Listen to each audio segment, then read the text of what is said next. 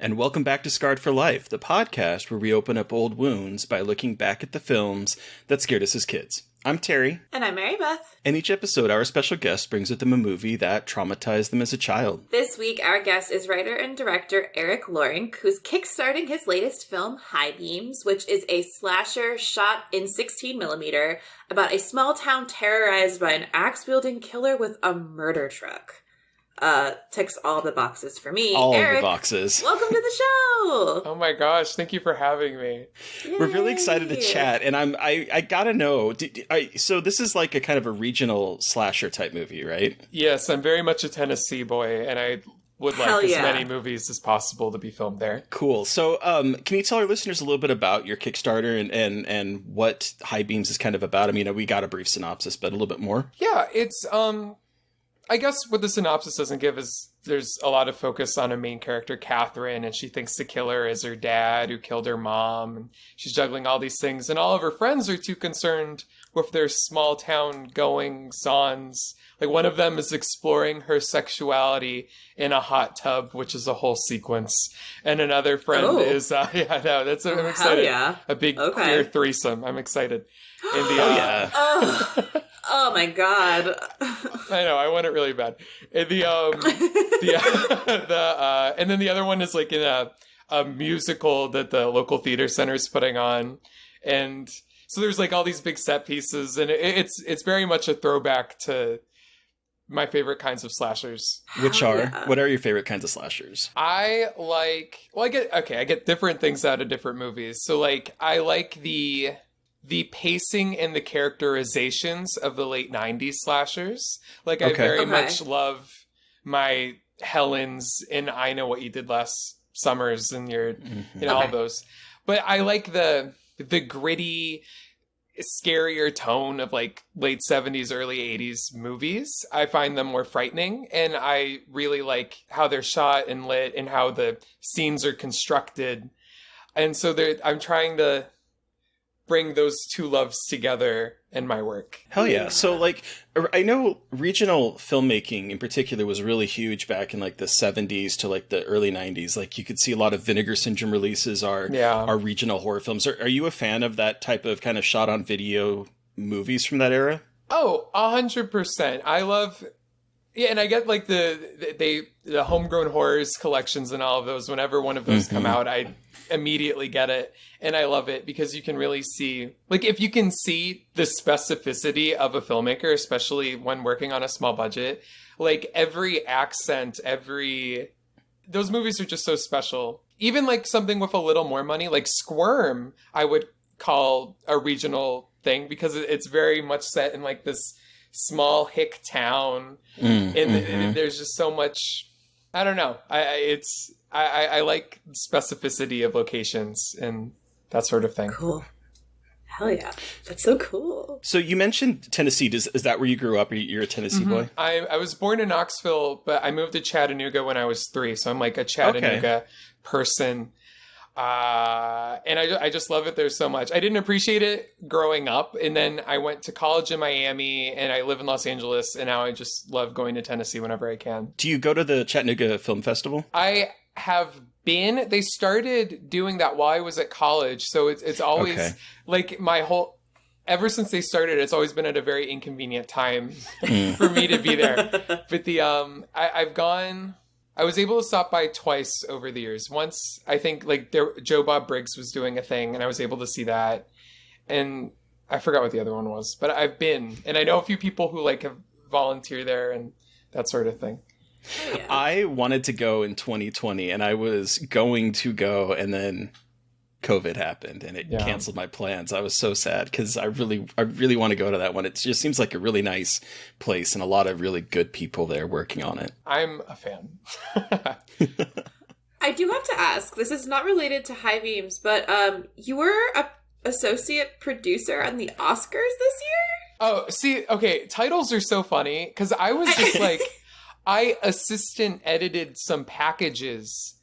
And I remember, and that was all, like, so it was like, we have a montage of lots of people eating. Eric, movies look for clips of people eating in different movies, or all these other different montages. Cool.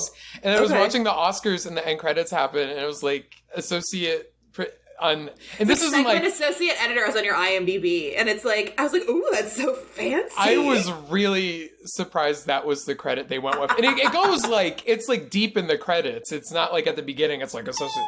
It's like a few minutes in. I just, those words shocked me a little bit. Hell that's pretty cool. I had to ask. It was cool. It's like very glaringly different from everything else on my IMDb. It's like last Thanksgiving. I was like, hell yeah, I love a range. I love a director and filmmaker with range. Yeah, I have a good amount of like editing experience in like actual, not what I do stuff. Yeah. So I'm curious, how did you get into horror films? Like, was it something that you grew up watching? What was your introduction to the world of horror? Birth. I've just always been into it. And my parents were never really strict about, like, my mom would just watch The Exorcist all the time. And she was never, she never told me to go away or anything. Every now and then there were random movies that would come out and they just like, they would randomly be like, you can't watch this one. And it would really piss me off. And so I'd watch it anyways. That happened with Jeepers Creepers and Saw 2, I remember, came out. And like they rented it and they said I could watch it, but I would like watch it under the living room table while they watched it. Like I was like there in secret. It was very scary. I never got caught though. So I love that. A special nostalgia for those two movies in that way. Do you remember? Well, first of all, do you remember what the first horror movie that you saw, or the one that like jumps out at you initially? So first horror movie I remember watching, I guess I definitely have early memories of The Exorcist, specifically. Like I just the bit where the guy goes into the church and the statues. Like the Virgin Mary statue has like spiky boobs and like a thing coming. Oh, okay. Like that's like one of my earliest memories. And wow. I remember my family watching A Nightmare on Elm Street 3 while we were on vacation once. But wow. I wasn't there for, and then just like kids horror I was always watching. Like I was always watching Goosebumps. I was always watching like anything that I could just watch on my own, I would be. Cool. What did you gravitate to horror movie-wise as a kid? I really like special effects and monsters. So I watched Goosebumps more than Are You Afraid of the Dark because Goosebumps had more monsters. Like there were so many Are You Afraid of the Dark episodes where there was just like a ghost or something, which I love now. But initially I was all about the effects. I was obsessed with like Nightmare on Elm Street, and I didn't watch Scream for so long because I was just like, this is a slasher. They're just going to get stabbed. But like the if I knew there were like crazy effects or something, I really wanted that. And then I saw 2004, I was 8, and Bravo's 100 Scariest Movie Moments came out. And that was like, I watched everything that was in that, and that changed everything. I was like... I wonder how many people's lives were changed by that, by the way. I think a lot of people. Every time like someone brings it up on Twitter, you just see like a million people being like, oh my God, me too. Yep, exactly. And it's just it's like lightning in a bottle. It's like one of the best documentaries ever because people do similar things now, but like half those filmmakers are dead now. So you can't bring them back because they got like everybody in it. Guillermo del Toro's in it, Toby Hooper, Courtney Cox, and then just like 100 other people. It's crazy. It's amazing. And now you mostly get like the festival circuit. Like, they're amazing people, but it's the same people and everything. Mm-hmm. Yeah, that's true. It is true. Were you a scared kid growing up, or were you able to handle horror movies for the most part? Was able to handle horror movies. I'm scared of life though. Like I was very afraid of the dark. Very afraid of, ever since like age 6, terrified of death. Like the eternity of there not being a heaven or there being a heaven. Like both of them freaked me out deeply, and I never got past it. Did you grow up religious? Like, were you raised Catholic? I was raised Presbyterian, which is like a pretty chill Christian. Like they're like, yeah, you can be gay, you can be whatever, and they're just chill about it. They are pretty chill. The idea of existing forever or ceasing to exist, or just like the eternity of space, all of it has freaked me out forever. Very existential. Fair. I can't. Never been able to deal with it.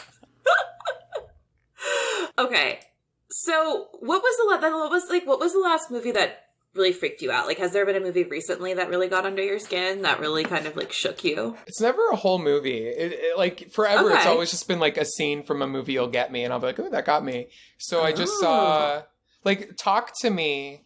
Yeah, I liked.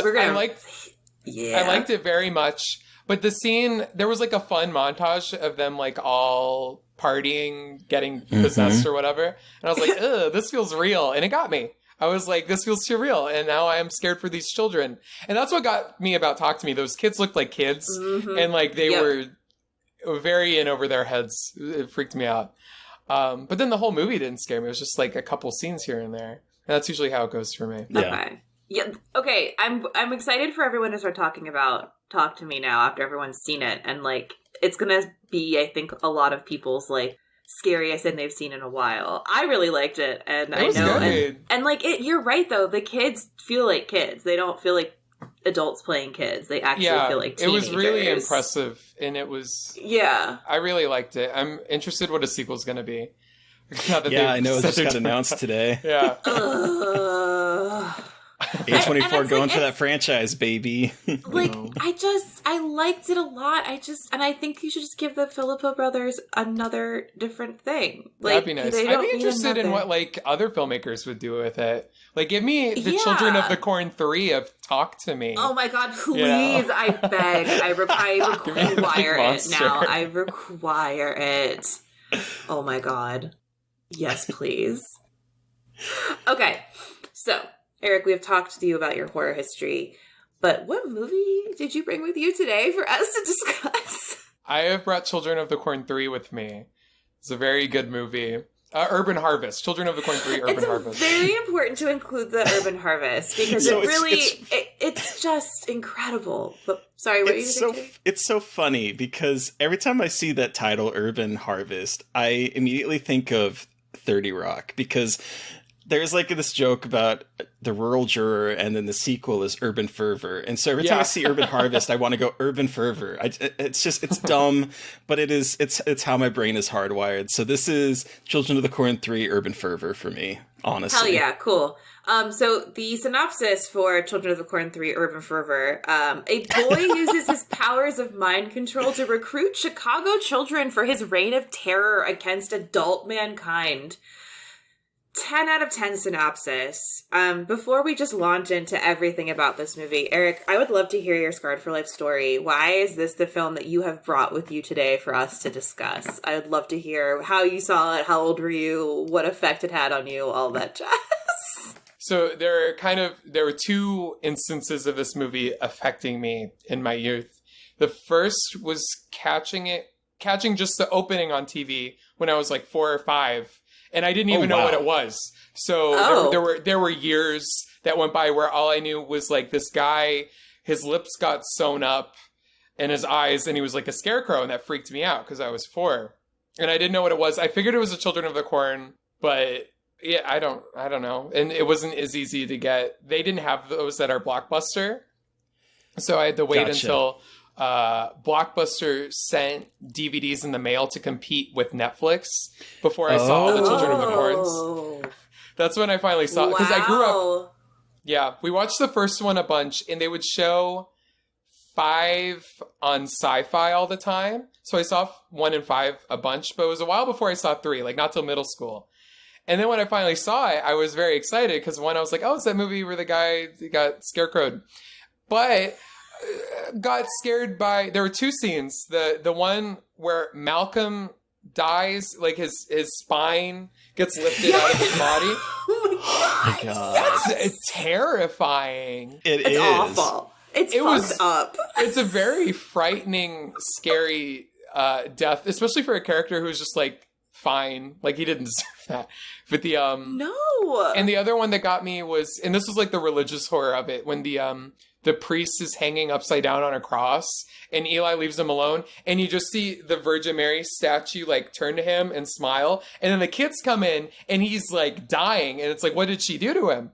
What did she do to him? And it really freaked me out the first time I saw it, and I loved it. Yep. So I want to linger on Malcolm's death for a moment, because that was like, I think I underestimated this movie, and I think that the underestimations of this film, because it's the third movie, it was released direct to VHS.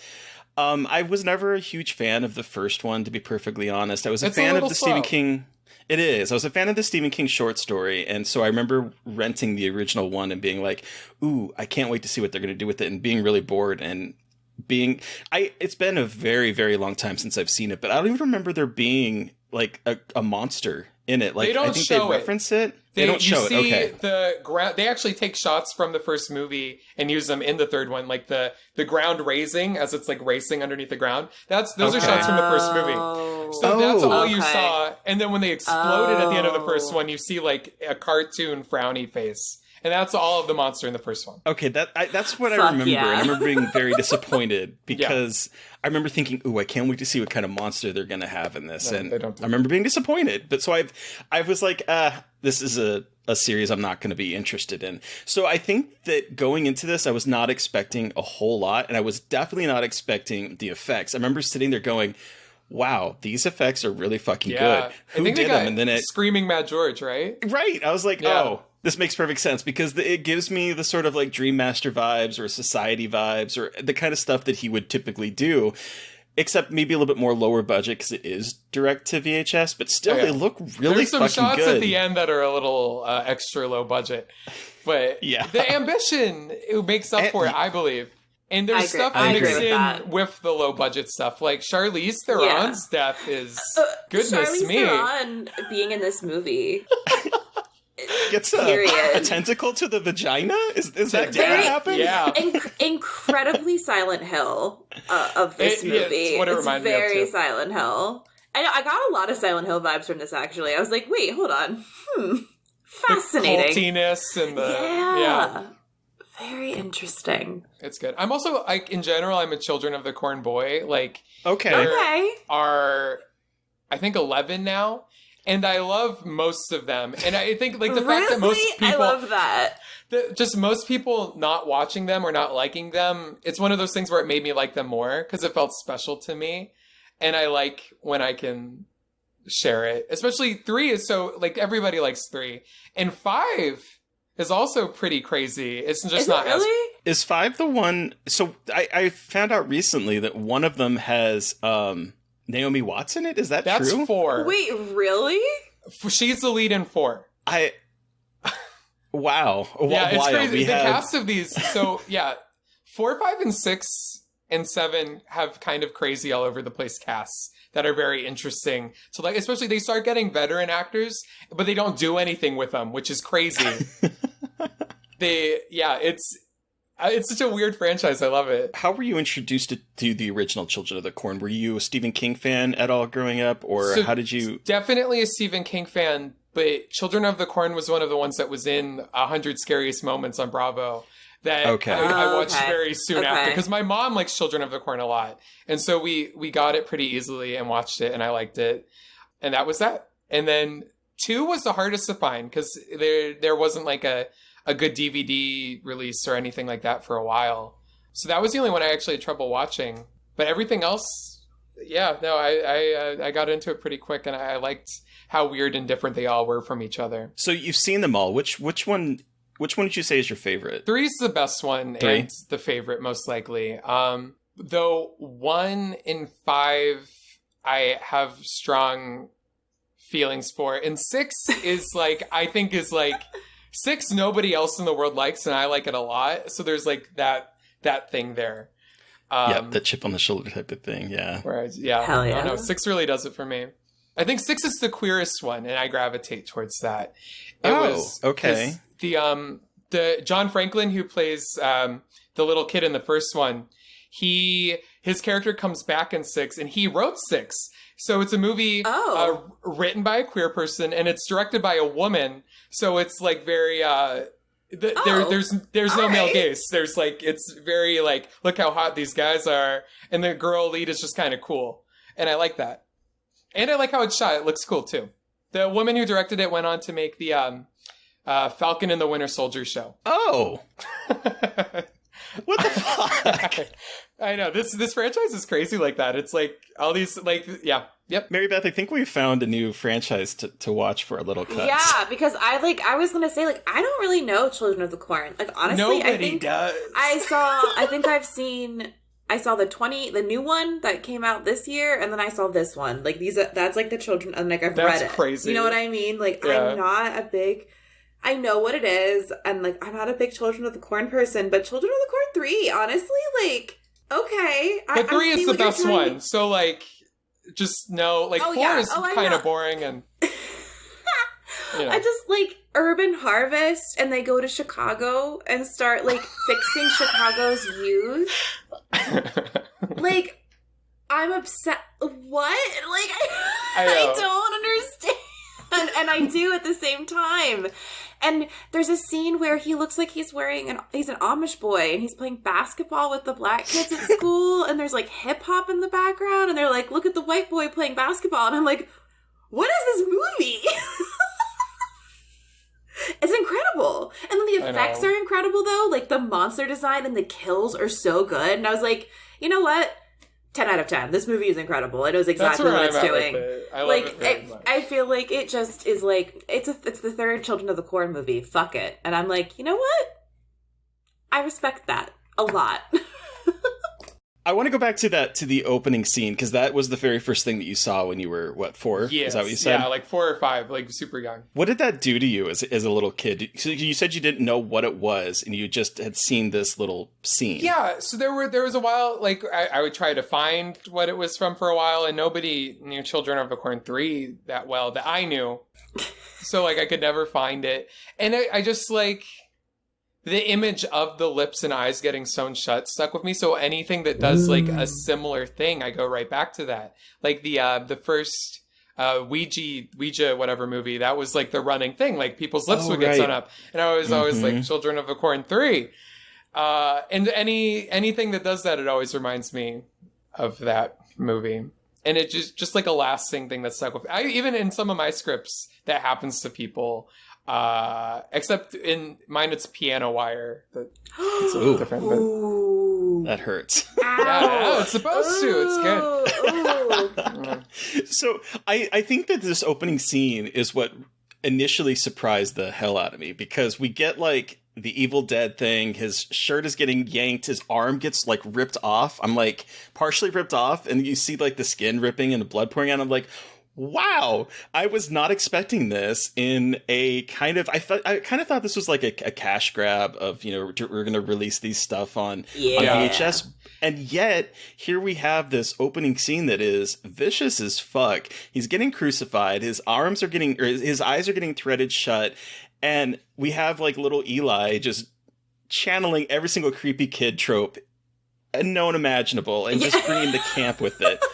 And he's like, watch over this as you would watch over me, as he's holding up the encrusted Bible. It just, there's so much in this opening scene that I just absolutely adore. And I was like, okay, I sat back and I'm thinking, all right, so we have a different movie than what I was expecting almost right out the bat. It's pretty good.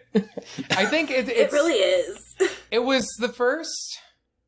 So this is the first one. Dimension and Miramax, they bought Children of the Corn, and like they make like all these Children of the Corn and Hellraisers and Prophecy movies. Yeah, the sequels go on and on. But I think this was one of the first. I think they might have done the second one as well, but this was their first direct-to-video one. And I think like they were trying really hard to make it a viable market for them. Whereas later on, they just knew anybody would buy a Hellraiser movie if it came out. And I do like a lot of those direct-to-video Hellraiser sequels, but they're not as good as Children of the Corn 3. Again, I mean, Children of the Corn 3, like, incredible opening sequence. Like, really, you're like, oh, Jesus, we're really getting started. And then we get thrown into the parents trying to have, like, I just love the parents. Parents, like, gave me very Poltergeist parent vibes of, like, trying to be cool parents. Yeah. And, like, I know they didn't smoke weed, but I was waiting for him to, like, whip out a joint and start, like, smoking a joint at one point. And, like, look, this is just me, but I'm so tired of watching movies where husbands force their wives to have sex when the women aren't comfortable. I don't know why. It's such a weird weird trope. And I know it's so small in this movie, but just like for it always, I'm just like, why is this a thing? Why do we have to show the dad and the mommy like, oh, to check on them? He's like, fine. And then he cuddles up to her while she's asleep. I'm like, guys. Well, see, I was wondering if that was a dream or not, that moment when he's cuddling up against her. And because maybe. Because I think it turns into a nightmare. Because like I was initially like, what is happening here? This got really creepy really fast with him in the bed with her. And I think it was the dream. Yeah, I think it's a filmmaking shorthand for like when they want to establish like, oh, the husband's kind of like dumb and inattentive, and the woman is a little wiser. Like they cheat that with that weird sex trope. I know, it's just like so. It's just like, a weird, it's just I don't know. I'm like, get a new idea. Yeah, yeah. That's just me though, and again, that's just like a tiny nitpicky thing. But I just like I realize it more and more, especially as I'm married now. I'm like, this is not what like. Ugh, good lord. I loved, so we get the kind of dinner scene and we have like Eli going as he wants to say grace. And I just love the grace that he gives about giving thanks to he who walks behind the rows, protect the crops and keep the infidel and unbeliever in torments of hellfire eternal. Then the father just goes, well, that's a real toe tapper. I love that line. Like, it's just like... It's so funny. The dedication is very fun from him. Like, he's trying. He really is dedicated. Like, maybe they're just weird kids and we're just trying to, like, josh them. It's like, no, your kid's insane, but that's okay. Yeah, it's tricky. All these have, like, a kid who is a cult leader, essentially. And it's such a hard thing to pull off. The only ones that, like, do it completely for me are the first one because they got an adult who looks like a kid to do it. So it makes sense that they would listen to him because he has set heart. And then the newest one where the little girl plays like a mob boss instead of a cult leader. I was really into that. I love her. She was iconic. She was iconic. So I don't even care. I will hear no blasphemy against my girl. I'm obsessed with her. She's it made the so movie good. for me. I was so down with it. And also like the last bit of that movie was a little scary. And I don't know. I liked her. So I like that she had a different take. And so this is just another one of like the kids trying to be cult leaders. And it's funny. It's just funny. I mean, I thought this Eli was pretty fucking scary, like, at some points when he wasn't being, like, a little, like, kind of, like, a sassy little kid, but... Oh, he's so swarmy. Anyway. He's also the main demon kid in Demonic Toys. I don't know if you've never seen that. Yeah. I like the first one. I'm familiar with it. I haven't seen it, but I'm familiar with it. There's more than one? Yeah, there's 1, 2, and Dollman versus Demonic Toys. And Puppet Master versus Demonic Toys happened as well. Oh, seriously? My God. Yeah. That was a made-for-sci-fi one. But yeah, so he had his little thing before this to prep him. Man. So I have to say that when Eli was giving his, like, rationale to the people, I was like, you know what? Adults do kind of fuck up the world. It's like, that's the thing you're with not these wrong, kids. kid. Like, the kids aren't always wrong. It's just like, maybe you shouldn't have like, I get why you went the way you did. Probably wasn't the best idea, but I kind of get it, you know? Like, sometimes I kind of like, the kid wasn't wrong. Yeah, when he's talking about how they're going to choke the air with pollution and the water with sewage and it's all adults, I'm like, you know what? Fuck the adults. Let's establish this kind of new rule of order. Because I'm like, this is actually quite true, and I feel it's more resonant now as we are seeing like everything that the 90s was kind of warning about is now coming to fruition. It's sort of like, you know what? That's how the cult sketch. Yeah, they have a little bit of truth. It's true. Yeah. So, Mary Beth, you said you weren't familiar with this, correct? At all? Correct. Not, Other than the new one? I knew of what they were, but I wasn't, like, super familiar, yeah. Have either of you ever read the short story? I love the short story. I think it's phenomenal. It's like, it is much better than I love the first movie, but it is better. It's just good. It works as it just, like, it's snappier because it's short. So it's, like, and the title spoils that it's gonna be children, but the early parts of the short story where they just like know they're being watched and they're like, where is everybody? We're being watched. Yeah. It's like that pilot of The Twilight Zone where the guy's alone in the town. It feels like that, and it's very scary. And then that they get so fucked up at the end is also very scary. And the remake, that there was a made for sci-fi remake of Children of the Corn that was closer to the book, but that one was too. The couple was very unlikable in that. Okay. I remember loving the short story, but I also live in Nebraska where it's set. And so the thing is that seeing the movie and reading the book and sort of like seeing how scary some parts of Western Nebraska is actually quite true. I remember the very first time I was cognizant that there were Democrats and Republicans was when we were driving out west in Nebraska, and there was a giant billboard that someone had paid for that says, "We shoot Democrats on sight." Oh, no. Oh, okay. And that was my first. It followed next to a bunch of like religious billboards and billboards about, pro-life, abortion's bad, yada, yada. Like, this is the billboards that are going out into Western Nebraska. And so when I read that short story and I see the movie, I'm like, yep, this is where this kind of horrible things would happen, because they're all about religion and yet death at the same time. And so I do think that Stephen King kind of nails how desolate and terrifying parts of Nebraska can be once you leave like the more metropolis parts of Omaha or Lincoln. It feels very threatening and apt, and I think that's something that I've always appreciated.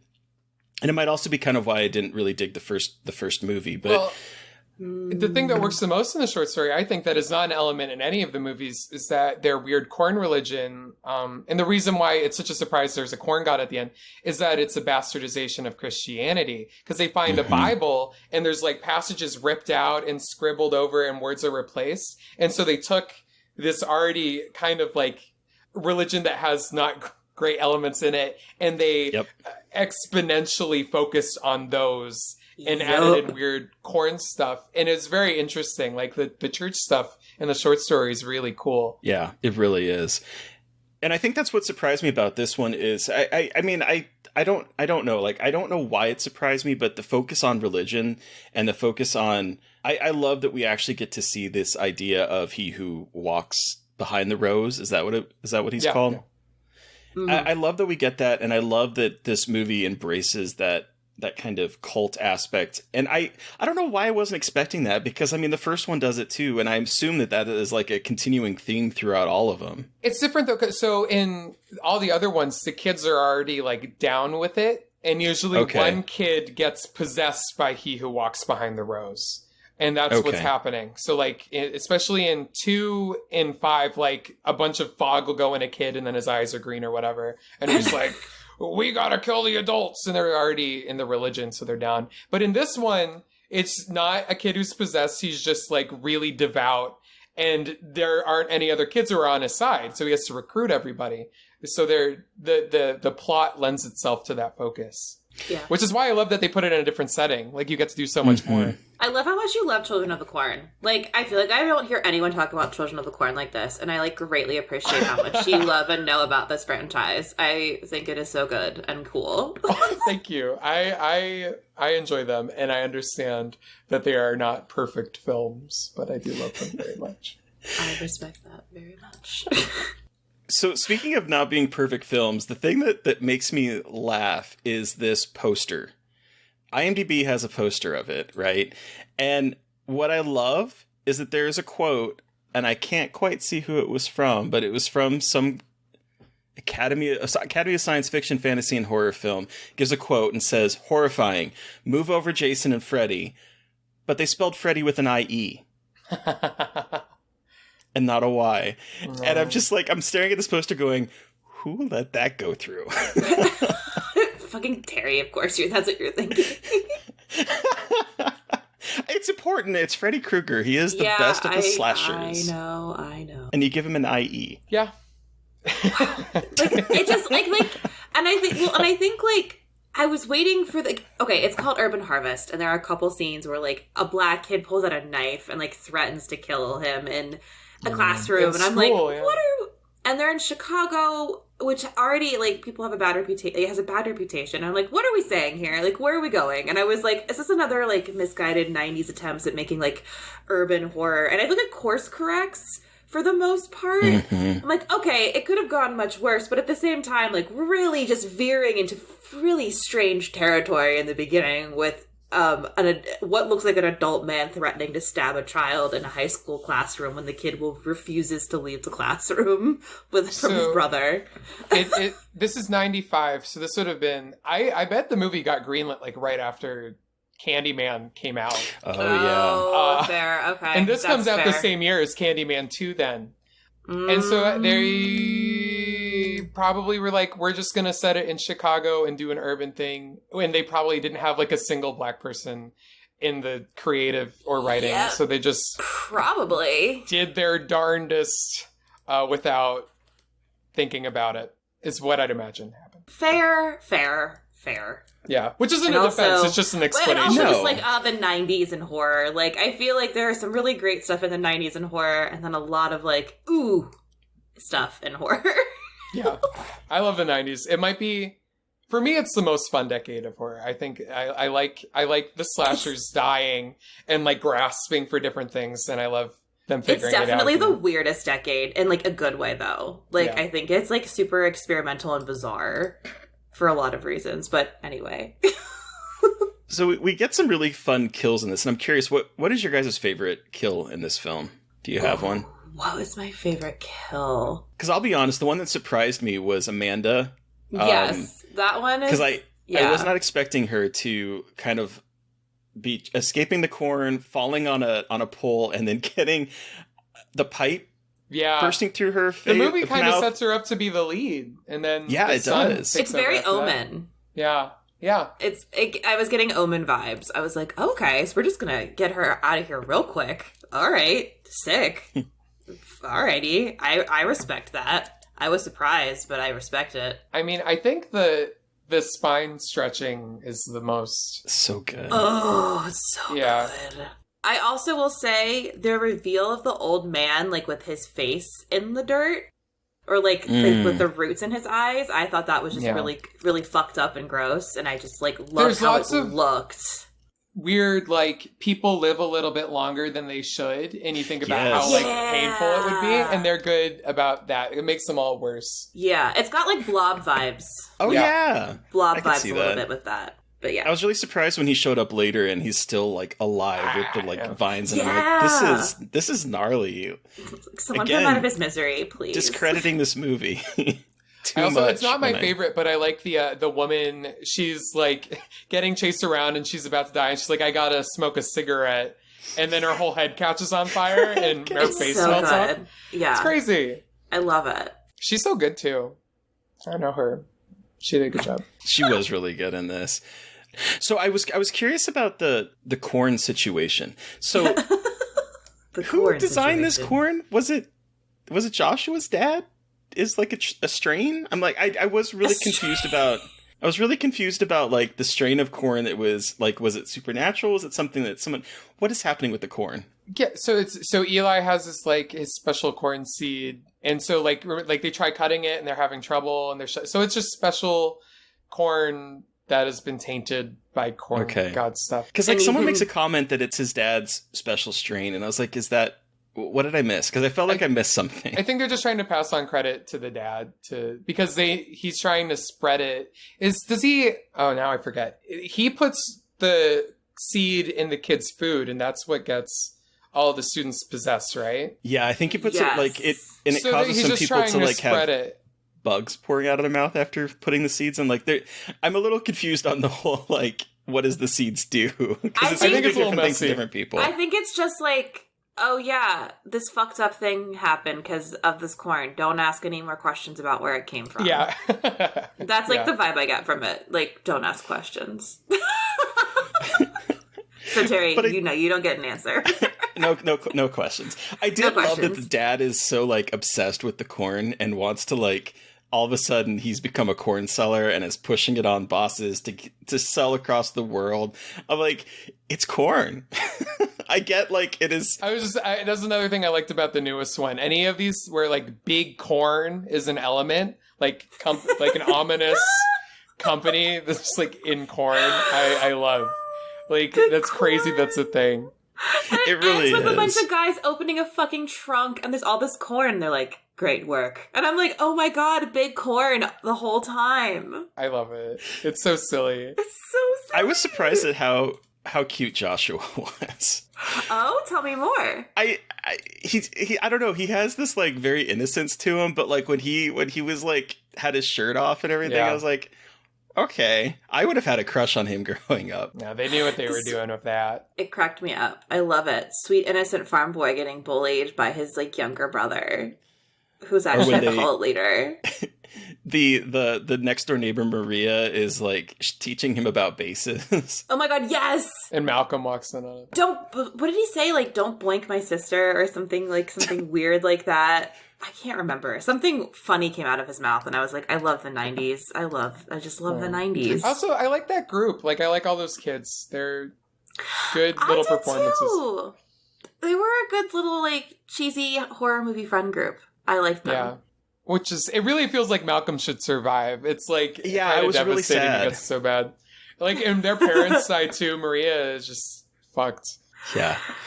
Bless her heart. I was really surprised that with his death in particular, because I was like, it's the most vicious, honestly, of them, like the most visually vicious. I do think that Charlize Theron gets kind of fucked over, but like in terms of like what we see, his death is like the most vicious moment. I love when he notices that the scarecrow's gone. He's like, I'm out, and then he offers to go back for the book. I was like, no, Malcolm, don't do that. So stupid. Don't ever offer to go back. Fuck that shit. Run. Ugh. Wow. What a film. What a film. What a film. If you will. We do have to talk about the ending, this climax, which is like the part that like sold me on this film. When we get to the giant monster that is a fantastic giant puppet that is eating dolls, the moment when he picks up... Oh my god. Oh, it's so good. It's just... Oh, it's beautiful. It's two shots that are rough. The Maria getting picked up and then the side view where she's stop motion. Everything else looks pretty alright. There's also like there's like some weird video compositing where like... Yeah, it looked like really compressed. Yeah.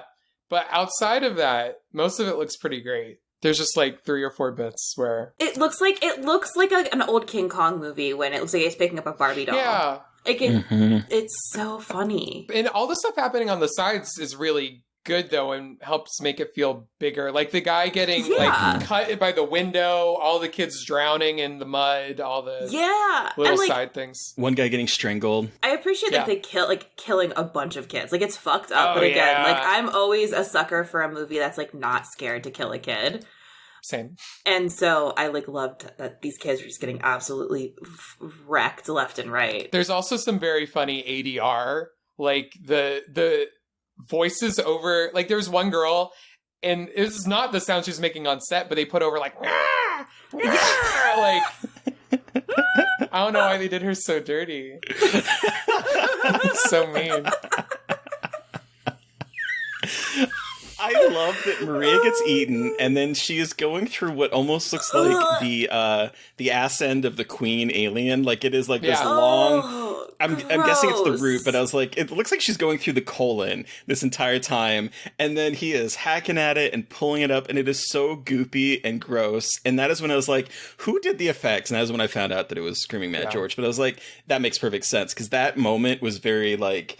Like late 80s society level kind of goopy, gory, gross stuff. And I was like, I am a fan of this. And I do think that everyone involved with this went so much harder than a direct-to-VHS movie in the 90s typically got. Yeah. I'll point out the director, you can like there's so many like split diopter shots and fun angles. Yes. I think he's Anthony Hickox's brother. So like Anthony Hickox made Hellraiser 3 and Warlock 2 and Waxwork.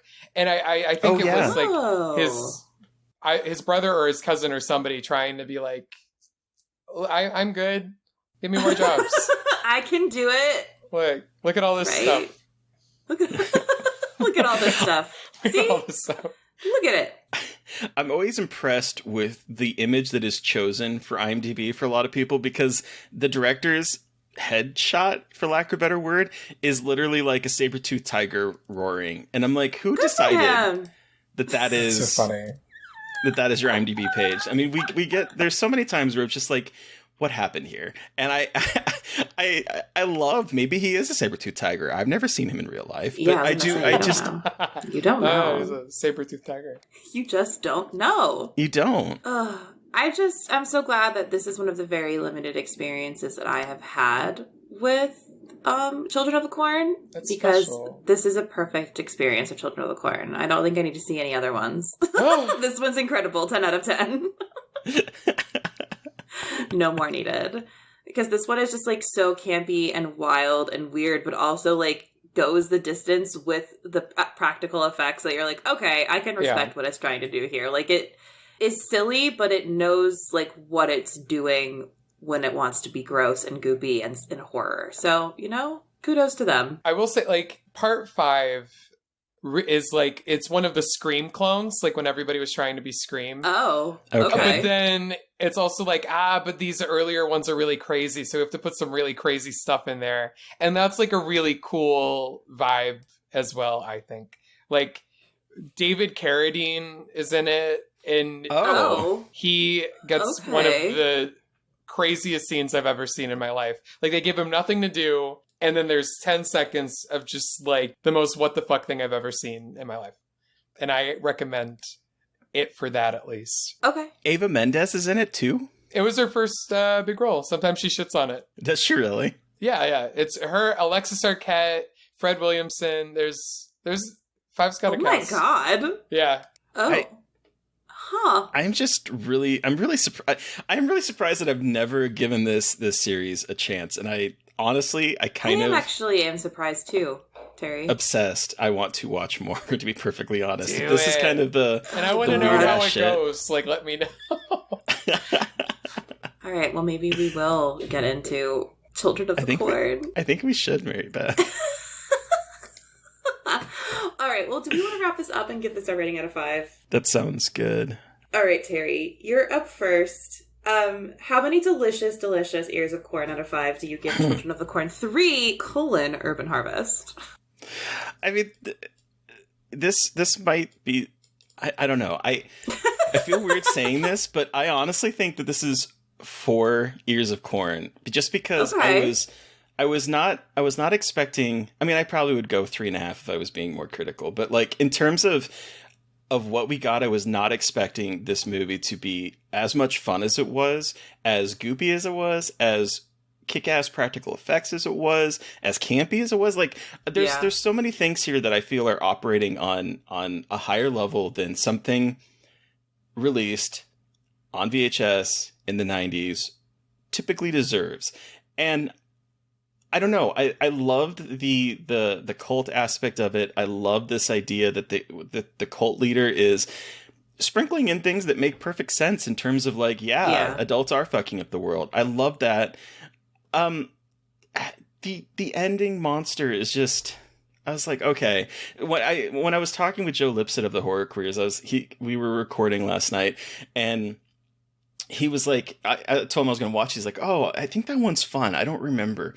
And he's like, you have to tell me how it was. And I messaged him like halfway through the movie. He's like, I'm really enjoying this. This can't be fun. And then we got to that end climax. And I was like, messaged him. I was like, nope, this movie is great. This movie is perfect. You got to watch this one. Because I was not, again, expecting this to be as good as it was. So I'm going to give it 4 because it was a lot of fun. What about you, Mary Beth? So honestly, I might have to give it 4 too, because again, I heard, Eric, this is no offense to you, I heard third installment of a franchise. I knew it was going to be fun. Like, I knew I was going to enjoy it for what it was. You know what I mean? Like, I know a third installment of a franchise, like Children of the Corn, is going to be one thing, and I'm okay with that because I like those. I like watching those kinds of movies, but it just like was much more interesting than I had expected. I had much more fun with it.